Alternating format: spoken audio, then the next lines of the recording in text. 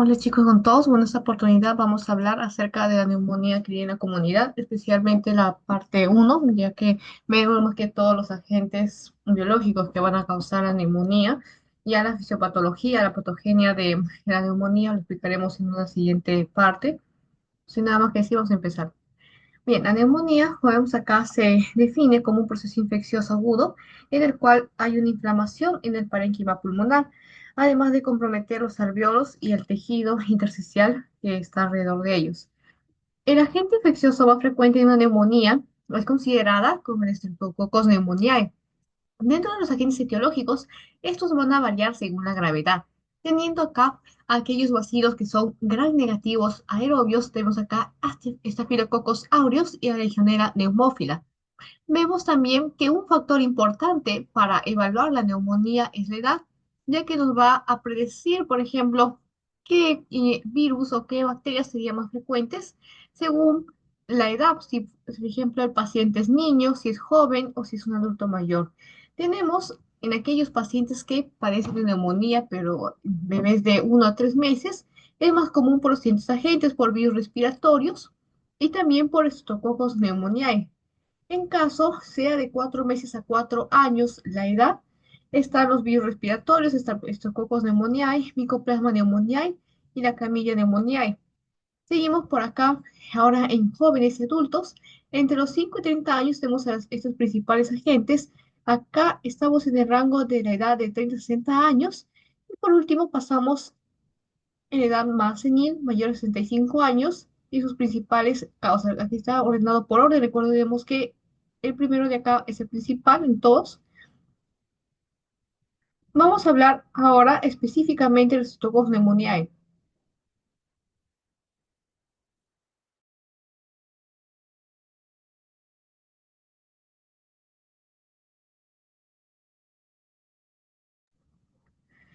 Bien, el Staphylococcus pneumoniae, vamos a ver que es un coco gran positivo, tiene una forma, una forma oval, y un extremo distal de tipo dice acá lanzoleado, en forma de, o sea, es decir, en forma de punta de lanza.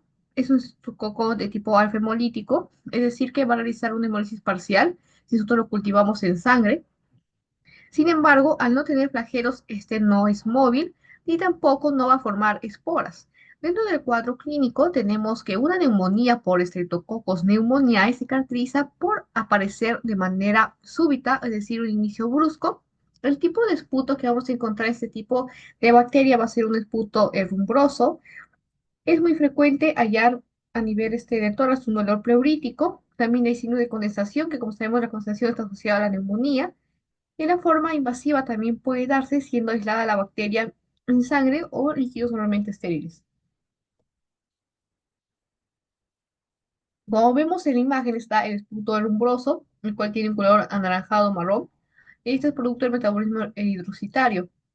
Entonces, cuando nosotros nos describimos una neumonía en la cual se acompañe de un esputo erumbroso, un inicio brusco y asociado a un olor pleurítico, nosotros podemos asociarlo a este agente, a Streptococcus tipo pneumoniae.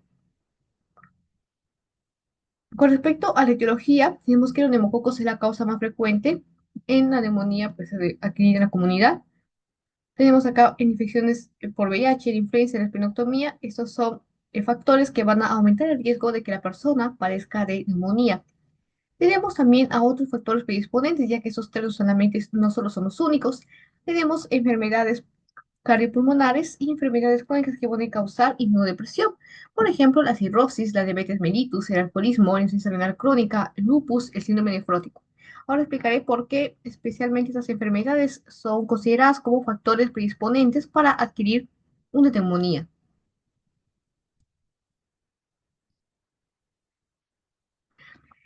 Empezamos con la parte de las enfermedades cardiopulmonares. En este caso, las enfermedades como la insuficiencia cardíaca, que es una enfermedad cardiopulmonar, el EPOC, la fibrosis pulmonar afectan la función pulmonar, lo cual puede dificultar a la correcta ventilación y el intercambio gaseoso. Esto va a crear un entorno en el cual los patógenos tienen más probabilidad de colonizar los pulmones y de esta manera provoca la neumonía. Y por último, también te vamos a hablar acerca de clasificación en las enfermedades que causan inmunodepresión. Empezamos por la cirrosis hepática. En este caso, la cirrosis del hígado, como sabemos, no puede funcionar correctamente, lo que altera la eliminación de toxinas y esto afecta la función inmunológica, haciendo que el cuerpo también sea susceptible a infecciones pulmonares. Entonces, en resumen, pues si el hígado está dañado, no puede eliminar adecuadamente las toxinas porque recuerda que el hígado se encarga de realizar la detoxificación. Otro sería la diabetes mellitus, en la cual una diabetes mal controlada de igual manera puede afectar la función del sistema inmunológico. Y de esta manera predispone a adquirir infecciones como la neumonía. Además, no solamente afecta pues, a nivel respiratorio, sino que la hiperglucemia llega a afectar también a nivel intestinal, lo cual va a causar un sobrecrecimiento bacteriano. El alcoholismo también, un exceso de alcohol puede deteriorar el sistema inmune y de esta manera reduce la capacidad del cuerpo para eliminar patógenos. También afecta la función respiratoria al comprometer la protección de los pulmones. Tenemos ese otro factor que es insuficiencia renal crónica. En este caso es otra enfermedad en la cual también lleva un estado de inmunodepresión, lo que reduce la capacidad del sistema pues, a combatir ciertas infecciones. El lupus también, como sabemos, se caracteriza por tener un sistema inmunológico hiperactivo, lo cual hace un desbalance que puede hacer que el cuerpo también sea susceptible a infecciones. Y el síndrome nefrótico también está asociado con un síndrome o sistema inmunológico debilitado, lo cual también puede predisponer a la persona a adquirir neumonía. Recuerda que la principal clínica del síndrome nefrótico es la eliminación o la excreción de proteínas en la orina. Por otro lado, en un síndrome nefrítico es la hematuria. Tenemos también a enfermedades hematológicas que van a predisponer a que el paciente adquiera una neumonía, la neutropenia, por ejemplo, cuando bajan los niveles de neutrófilos en sangre, pues obviamente como son leucocitos va a predisponer a las infecciones porque está bajo, anemia falciforme. Tenemos el mieloma múltiple y hemoglobinopatías. Entonces, acá es una pregunta, ¿cuál es la principal o causa más frecuente de la neumonía de comunidad bacteriana en infección por VIH? Klebsiella, Mycoplasma, Staphylococcus, Haemophilus influenzae, Streptococcus pneumoniae. Esta respuesta sería la E. ¿Sí? Entonces, la causa más frecuente en este caso por VIH sería Streptococcus de tipo pneumoniae. Pasamos ahora acerca de la siguiente diapositiva, hablamos acerca de las imágenes. Vemos acá dos tipos de radiografías. En esta vamos a hablar acerca de la consolidación clásica y acá sobre la consolidación esférica o denominada también neumonía redonda. En la consolidación clásica se ve que el patrón ideológico es característico vemos acá del neumococo. Vemos un infiltrado homogéneo, está localizado y bueno, siempre va a estar acompañado de broncograma aéreo y más frecuente cuando está acá va a ser en el lóbulo inferior. Por otro lado, tenemos la consolidación esférica, en la cual vemos bordes definidos, bien delimitados. Esto va a aparentar ser, mira, una masa pulmonar o mediastinal y con frecuencia se observa en pacientes pediátricos, es decir, en niños, y se denomina como neumonía redonda por esta forma, metida una forma esférica bien definida. Pasamos a hablar ahora más acerca de la neumonía redonda. Bien, la neumonía redonda, como dice acá, es sinónimo también o llamado neumonía esférica, predominaba en niños pequeños. Y bueno, el por qué predomina en los niños se debe a que en estos pacientes, por los poros de Kohn y los canales de Lambert, aún no están bien desarrollados y por ello pueden causar la propagación de fluidos, pero no solamente fluidos, sino también de bacterias.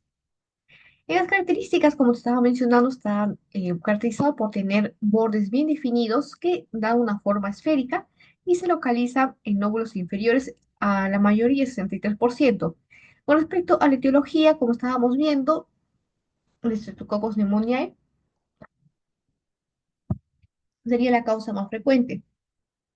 El diagnóstico diferencial se hace con émbolos sépticos, infecciones granulomatosas, malformaciones, neoplasias, anomalías vasculares, atelectasia redonda, nódulos reumatoideos y granulomatosis de Wegener. Entonces, ¿por qué se realiza el diagnóstico con estas patologías? Empezamos con los émbolos sépticos. Los émbolos, en este caso sépticos, son partículas, coágulos, sí, pero van a estar infectados. ¿Cómo? Es decir, son coágulos de sangre que presentan bacterias. Estos van a viajar de los pulmones, sí, por ejemplo, viajan, a ver, un momento.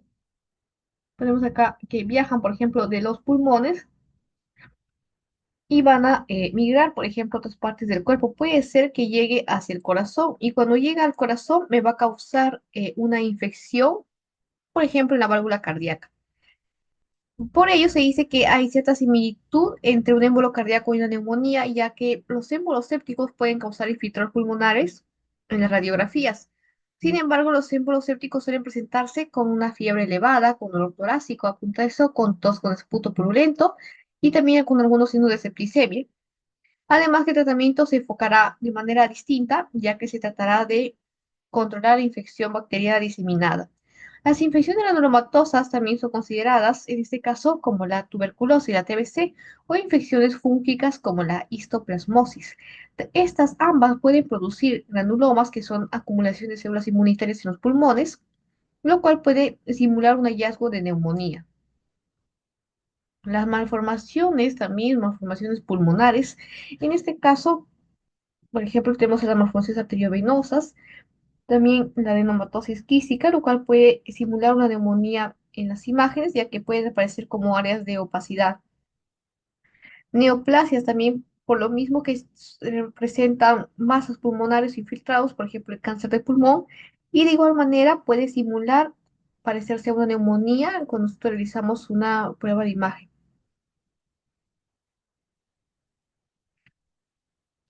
Tenemos también a los nódulos reumatoideos y a la granulomatosis de Wegener por la misma condición que ocasionaban los nódulos pulmonares, eso se podía confundir con la neumonía. Entonces, acá la otra pregunta sería acá la D y pasamos en diapositiva. Entonces, importante que recuerdes de esa neumonía redonda acerca de su otro nombre, la esférica, en donde predominaba en niños. Es importante también que recuerdes cómo se ve en imagen de borde definidos de forma esférica. El diagnóstico diferencial, que bueno, no es importante, pero lo brindo como dato. Y la gente recuerda que el agente se tocó con ese tipo de neumonía. Y vamos a pasar aquí algunas preguntas. Acá tenemos la primera pregunta acerca de los agentes infecciosos. ¿Cuál es el más frecuente en la neumonía que hay en la comunidad? Recuerda que el agente infeccioso más frecuente sería el Staphylococcus tipo pneumoniae. ¿Qué grupo etario tiene mayor prevalencia de neumonía adquirida en la comunidad por virus respiratorio Staphylococcus pneumoniae? Esa sería del 4 meses y 4 años si la encuentras en la tabla que te había brindado, había varias tablas según la edad.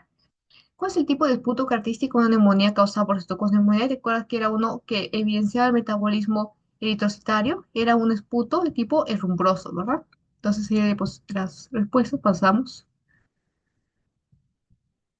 Ahora pasaremos a hablar acerca del Haemophilus influenzae.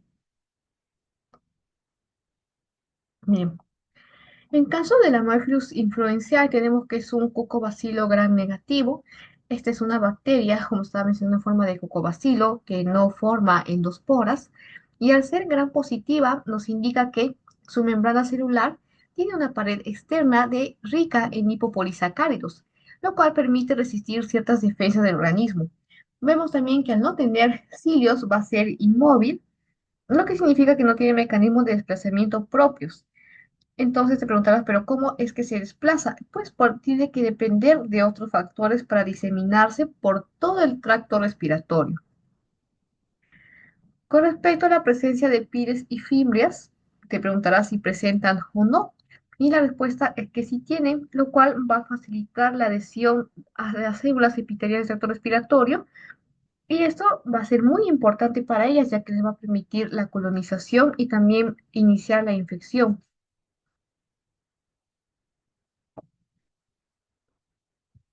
Están también a las proteasas de inmunoglobulina tipo A. En este caso, la membrana externa de la Haemophilus influenzae va a producir proteasas específicas de inmunoglobulina tipo A. Esta proteasa de inmunoglobulina A, ¿sabes qué va a realizar? Lo que va a realizar es degradar la inmunoglobulina A. Y como tú recordarás en tu curso de inmunología, esta inmunoglobulina era importante para la defensa de mucosas respiratorias. Entonces, ¿qué pasa si inhibe, por ejemplo, degrada esta inmunoglobulina? Pues simplemente ya no vas a tener la misma capacidad de defensa que tenías anteriormente. Por eso que la bacteria evade la inmunidad local y persiste en el tracto respiratorio. Y ya por último podemos decir también que es un anaerobio facultativo, ya que aunque Haemophilus influenzae puede vivir en ambientes con oxígeno, es un anaerobio facultativo, es decir, que puede fermentar glucosa y formar gas, lo cual puede también contribuir a la inflamación y los síntomas clínicos de la infección. Vemos que el Haemophilus influenzae es más frecuente en personas con ciertas condiciones que van a afectar pues inmunológica, pero también la función respiratoria. En este caso, la comorbilidad más frecuente, la cual podemos hallar una neumonía por Haemophilus influenzae, sería el EPOC, que es la enfermedad pulmonar obstructiva crónica. La razón es que la enfermedad pulmonar obstructiva crónica va a afectar a vías respiratorias y a los alvéolos. Entonces, los pacientes que presentan EPOC, lo que va a pasar es que tiene una disminución de la actividad mucociliar, lo que reduce la capacidad de eliminar patógenos. Entonces, ese monstruo influenzae se puede quedar ahí y de esta manera pues produciría una infección bacteriana, nos daría una neumonía. Está también otros factores predisponentes, pero en menor medida. Recuerda que es más importante entonces, ¿cuál es? EPOC.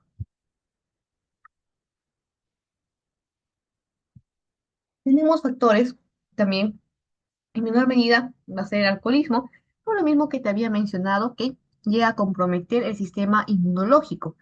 Está también aquellos pacientes esplenotomizados, es decir, que no tienen el vaso, pacientes que han sido sometidos a una extirpación del vaso, tienen un mayor riesgo de infecciones, especialmente por bacterias encapsuladas como Haemophilus influenzae. Ya de investigación te dejo a que averigües cuáles son las demás bacterias encapsuladas para que sepas a qué bacterias más los pacientes sin vasos son predispuestos. La diabetes mellitus también está considerada como un factor predisponente, ya que es asociado a una respuesta inmune deficiente y a un aumento de la glucosa. El VIH-Sida, por supuesto, porque tiene el sistema inmunológico comprometido, y la enfermedad de Hodgkin, ya que al igual que el VIH, estos enfermos que tienen esta enfermedad tienen una inmunosupresión.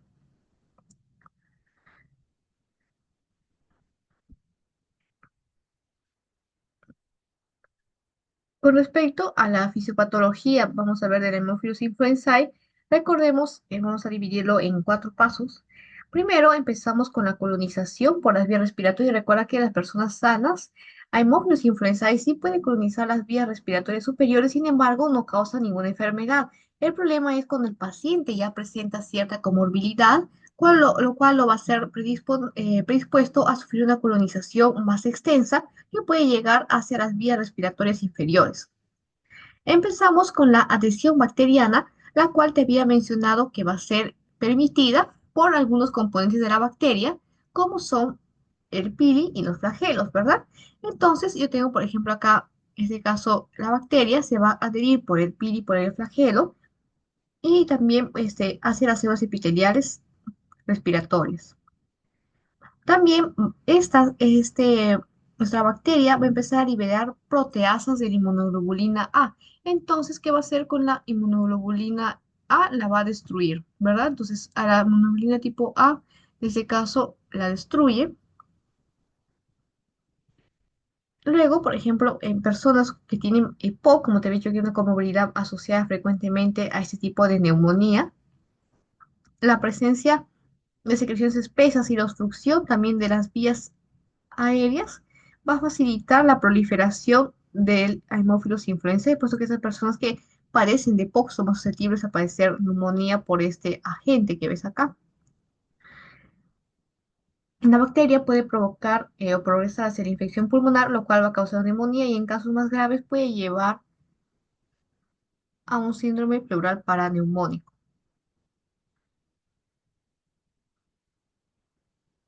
Luego tenemos como tercera mecanismo que una vez que el Haemophilus influenzae invade vías respiratorias inferiores, va a activar una respuesta inflamatoria, con lo cual va a liberar toxinas, enzimas que inducen infiltración de leucocitos hacia la infección.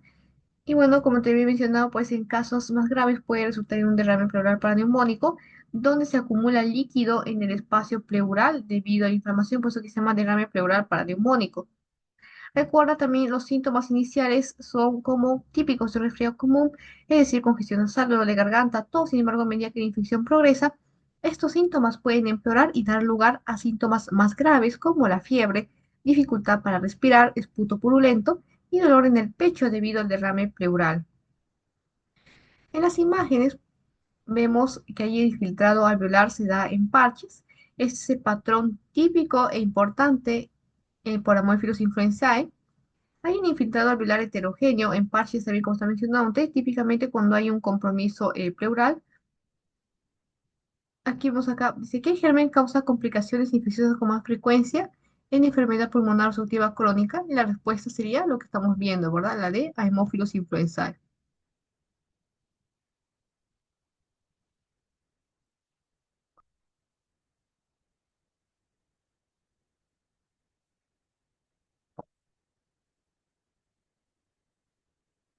Pasamos a otras preguntas. Dice acá, déjame causar complicaciones infecciosas con más frecuencia en EPOC, lo mismo que estamos viendo la D.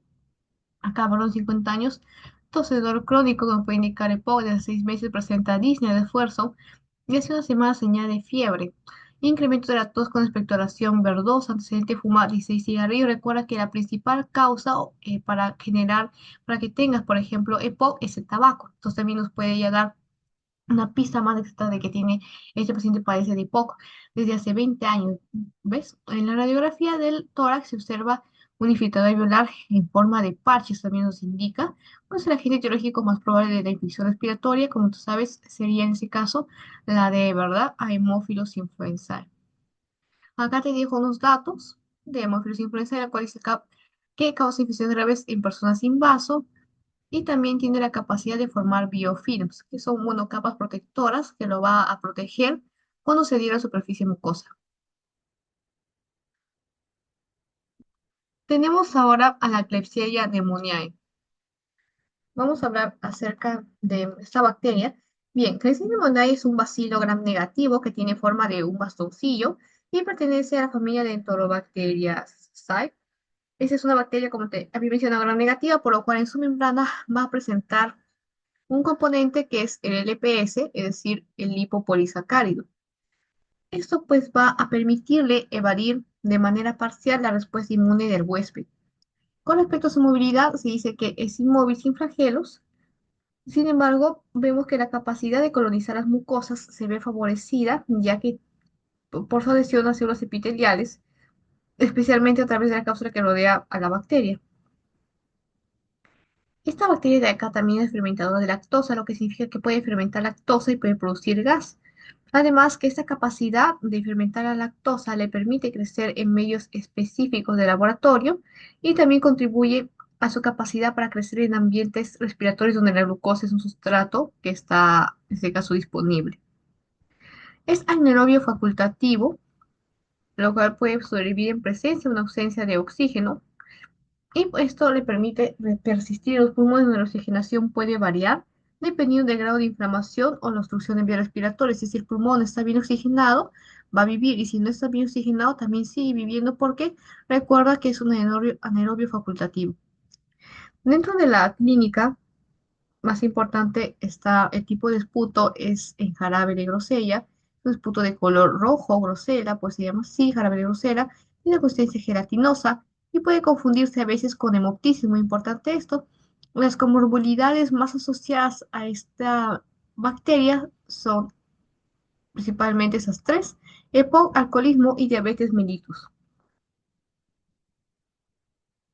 Entonces, ¿por qué el EPOC? Como te había mencionado, el EPOC va a alterar la estructura de vías respiratorias, y eso aumenta el riesgo de la colonización, ya que produce una inflamación crónica y una obstrucción de vías respiratorias. El alcoholismo, porque va a suprimir el sistema inmunológico y eso altera también la función mucociliar, por lo cual facilita la colonización bacteriana. La diabetes mellitus también se asocia a una respuesta inmune comprometida, lo cual va a aumentar la infección por Klebsiella pneumoniae.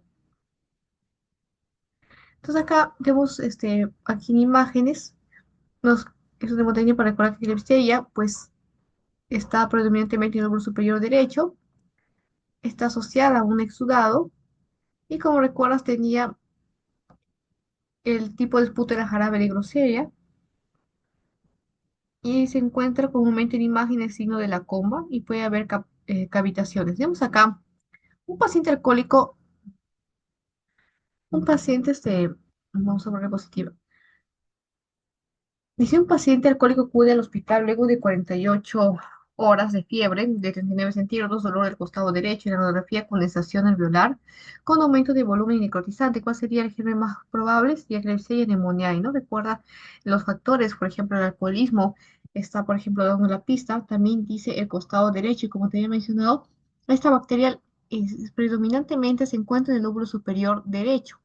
Además de este, nos indica por el aumento de volumen y la forma este que hay necrotizante. Acá tenemos la formación de cavidades en el pulmón, es una complicación característica de la neumonía causada por A. Klebsiella, B. Staphylococcus, C. Mycoplasma, D. Moraxella. ¿Cuál sería?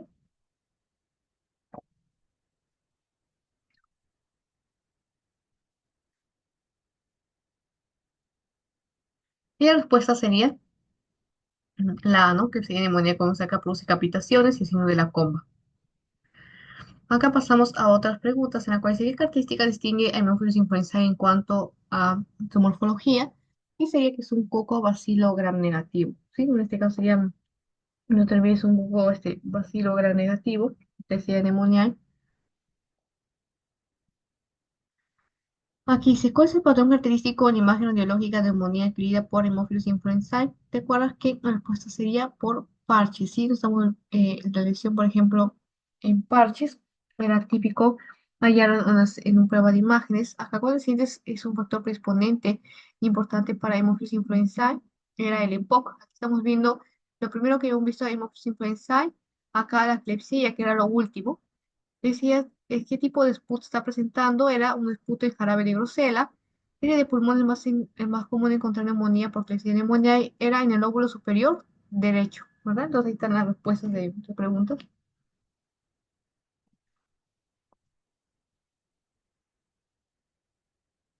No te olvides, hemófilos influenzae es este que hemos visto por acá. Un momento, acá no. Como te había mencionado, se ve que acá es un coco bacilo gram negativo, es pleomórfico. En este caso también es inmóvil, la principal causa es el EPOC y en imagen lo podemos ver como una forma o patrón en parches.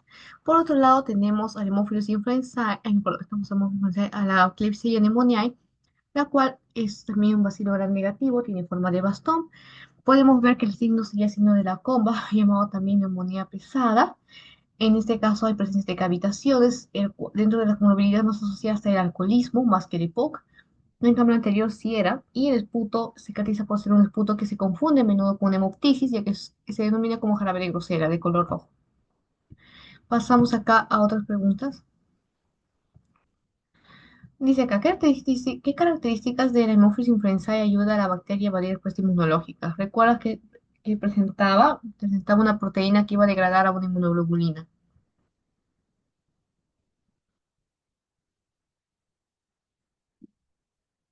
La respuesta será aquí, ¿no? Membrana externa con proteínas de inmunoglobulina tipo A. Y lo que van a hacer es degradarme esa inmunoglobulina y de esta manera pues ya no hay nadie que me defienda la mucosa respiratoria.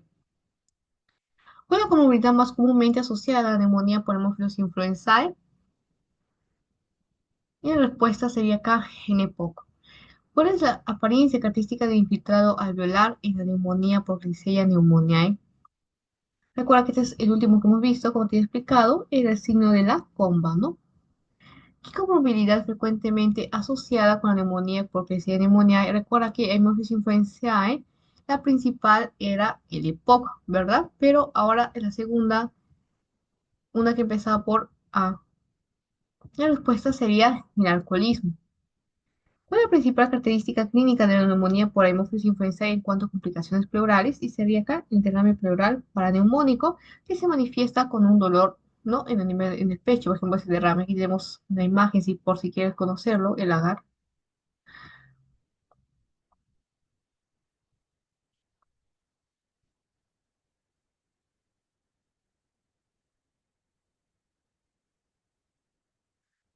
Y vamos a pasar a hablar acerca de la Pseudomonas aeruginosa. Acerca de este tipo de agente, tenemos acerca de ese tipo de el Pseudomonas, es un bacilo también gram negativo, aerobio, es decir, que sí necesita o requiere, mejor dicho, el oxígeno. Otra importancia, bueno, de esta pseudomonas sería que tiene motilidad dice acá unipolar, El pigmento que va a presentar es un pigmento, se denomina como piocianina, el cual nos va a dar una secreción de un color verde azulado. La secreción emana un olor característico y ahí va a por una uvas fermentadas. Es catarsis oxidasa positivo. En este caso, la comorbilidad más frecuente sería cuando hay un daño estructural pulmonar, ¿sí? Por ejemplo, en bronquiectasias y en la fibrosis quística. Es decir, que en estos pacientes es muy común hallar una neumonía por Pseudomonas aeruginosa. Existen, sin embargo, también otros factores predisponentes, los cuales son los corticoides en altas dosis, bronquiectasias, fibrosis quística, antibióticos también de amplio espectro, es decir, que se han dado más de 7 días en el último mes y también la anemia plástica son factores predisponentes. Pero recuerda que lo más importante dentro de la comorbilidad que me va a causar una neumonía por Pseudomonas aeruginosa está la bronquiectasis y la fibrosis quística, que es una breve definición de fibrosis quística. Tienes una imagen de la Pseudomonas.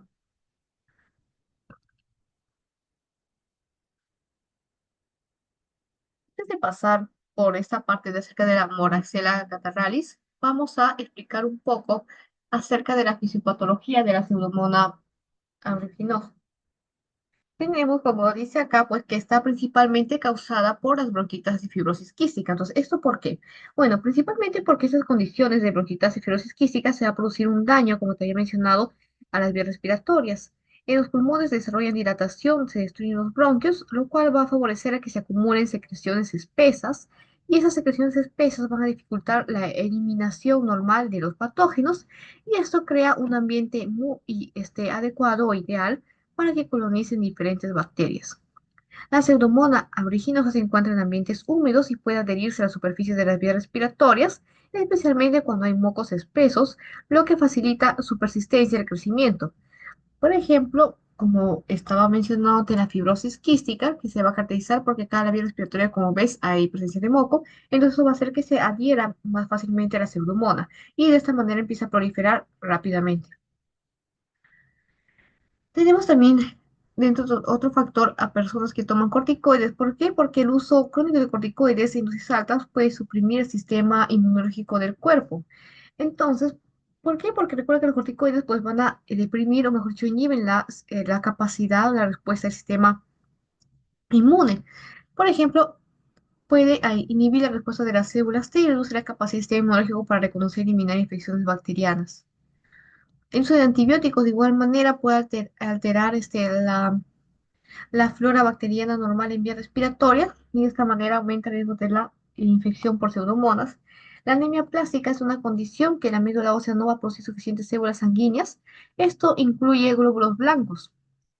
Entonces, como los glóbulos blancos, es decir, leucocitos, son importantes para protegerlos contra las infecciones, un déficit de este hace que los pacientes tengan un sistema inmunológico suprimido o debilitado, lo cual dificulta su capacidad para luchar contra las infecciones y de esta manera es muy susceptible a esta bacteria. Pasamos a la siguiente diapositiva. Vamos a hablar acerca de la Moraxella catarrhalis.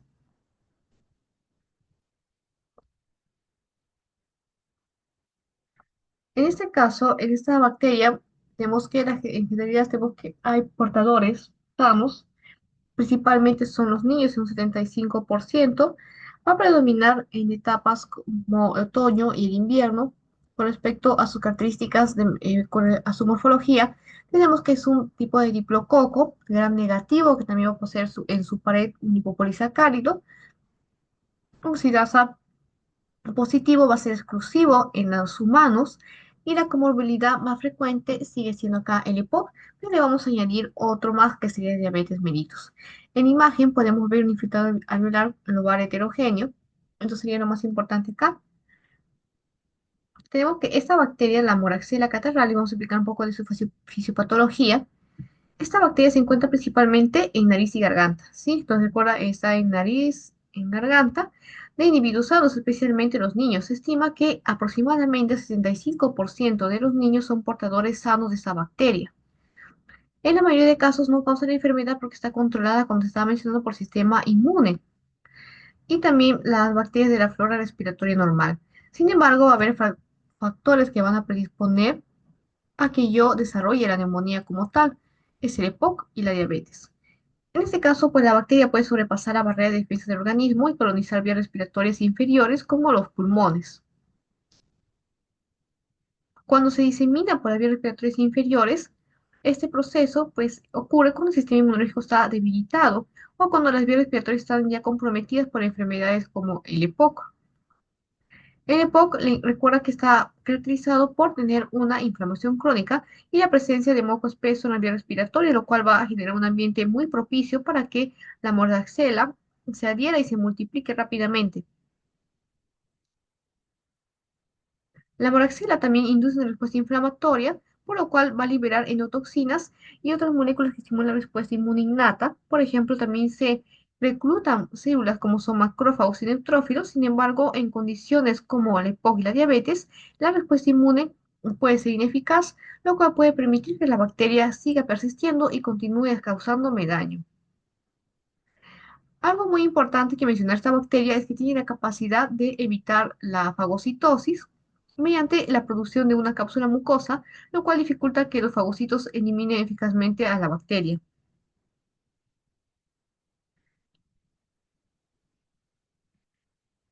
Entonces, acá decir una pregunta acerca de cuál es la bacteria que produce con más frecuencia cuadros de NAC, por ejemplo, leve. La respuesta sería Moraxella catarrhalis, ¿sí? Bueno, pasamos a la siguiente diapositiva. Acá hablaremos acerca del Staphylococcus aureus.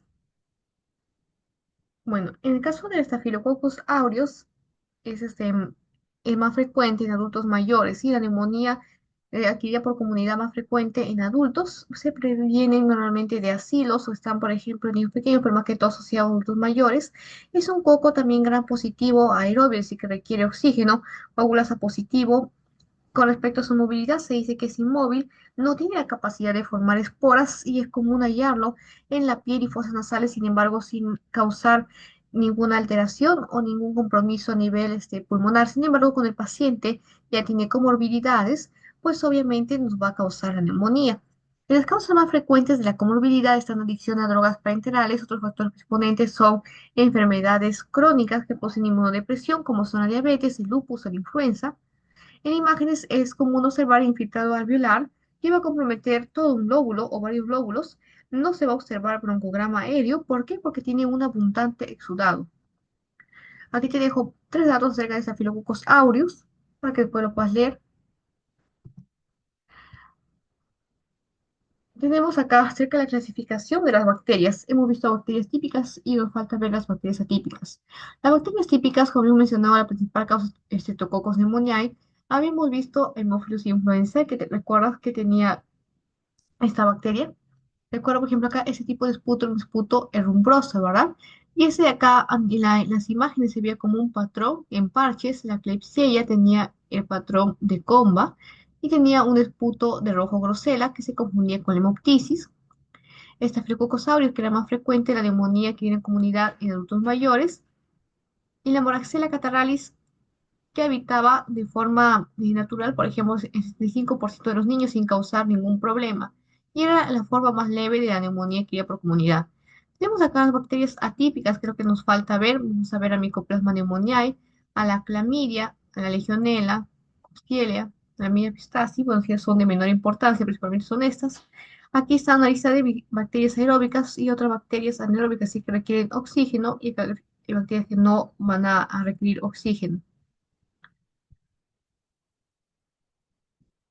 Obviamente eso está asociado a lo que son las neumonías, nada más te dejo como dato para que sepas qué bacterias necesitan oxígeno y cuáles no.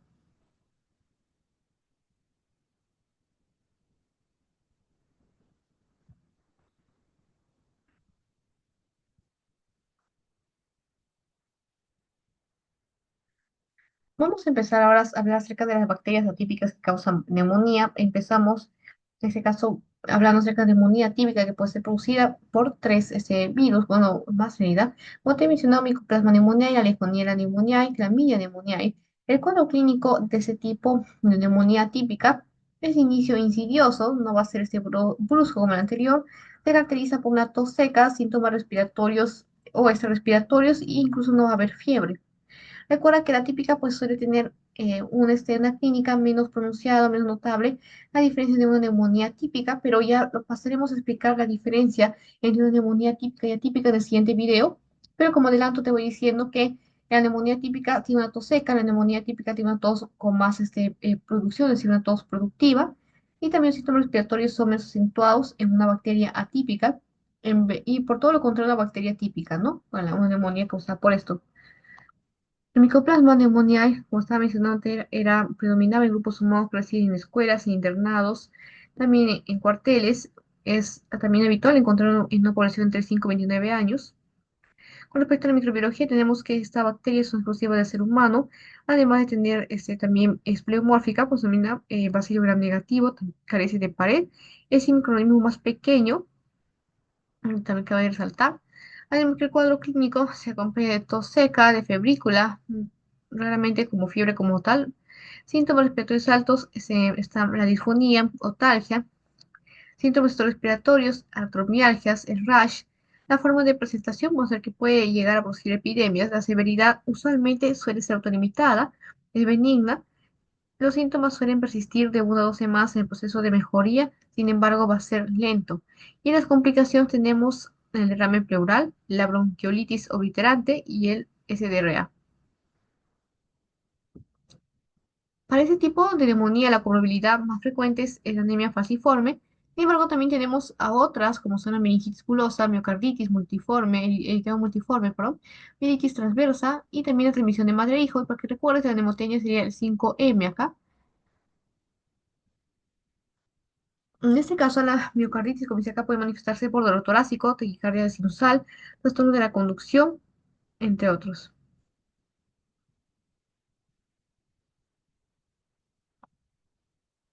Vamos a pasar entonces acerca a las preguntas acá. ¿La neumonía típica tiene como agente causal frecuente? La respuesta sería la de verdad micoplasma neumonía que estamos viendo. La neumonía típica primaria tiene como agente causal frecuente el micoplasma neumonía. Recuerda que esta moraxela era del anterior grupo. Pasamos ahora a hablar acerca de otro tipo de bacteria. Si en este caso tenemos una bacteria de tipo gram negativa flagelada, la cual se llama Legionella pneumófila. Esta bacteria va a ser gram negativa, aeróbica, tiene flagelos, la cual va a causar infecciones respiratorias, principalmente de neumonía. Es conocida como enfermedad de legionario y la bacteria puede adoptar una forma pleomórfica, lo cual le va a permitir variar su morfología y esto dependiendo de las condiciones ambientales. Tenemos la fisiopatología explicada primero entre el organismo. Recordemos que esta legionela se transmite principalmente a través de aerosoles contaminados que se generan en ambientes como sistemas de agua mal clorados, por ejemplo, en duchas, en aires también, en aire acondicionado, en fuentes ornamentales, y esos son inhalados por las personas. No existe una transmisión persona a persona, lo cual va a limitar la propagación directa de la infección. Sin embargo, una vez inhaladas las partículas de agua que van a contener legionela, llegan a las vías respiratorias inferiores, es decir, tráqueas, bronquios, pulmones, y la bacteria se va a adherir a las células epiteliales, a las vías respiratorias, especialmente células alveolares tipo 2, y estas van a ser fagocitadas por los macrófagos alveolares. Una vez dentro de los macrófagos, como está mencionando, llega al macrófago, la legionela está, por ejemplo, acá. Dentro de los macrófagos, la legionela tiene una estrategia de evasión del sistema inmunológico. En lugar de ser destruida por el fagosoma, la bacteria interfiere con la fusión del fagosoma con el lisosoma, lo cual le va a permitir replicarse dentro del macrófago. La replicación de la bacteria dentro del macrófago va a provocar una respuesta inflamatoria intensa, además que se van a liberar citocinas proinflamatorias como son interleucinas y factores de necrosis tumoral, lo cual va a atraer aún más a las células inmunológicas y aumenta de esta manera la inflamación pulmonar.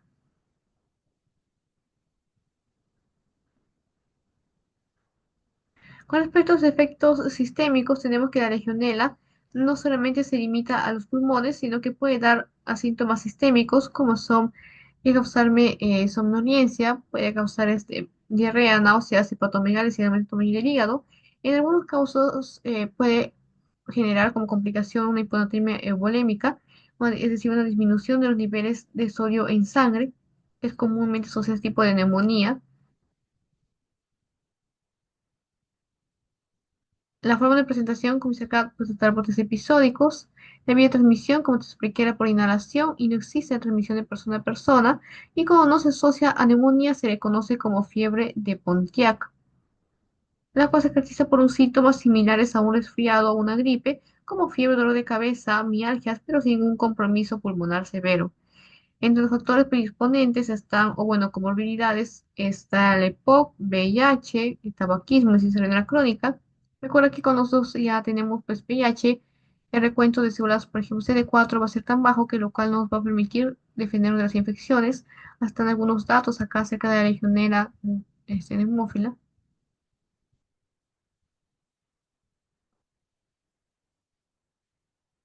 Lo mismo que estábamos viendo, otros datos más acerca de la legionela neumófila. Ahorita vamos a ver a un caso clínico.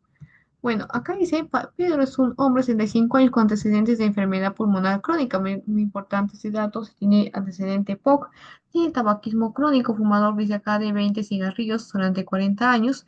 Acude a la consulta debido a tos productiva, tiene fiebre, dificultad para respirar que comenzó hace 4 días atrás. El paciente refiere que la tos está acompañada de un esputo espeso, purulento. No puede ser neumonía porque el esputo sería de tipo rumbroso.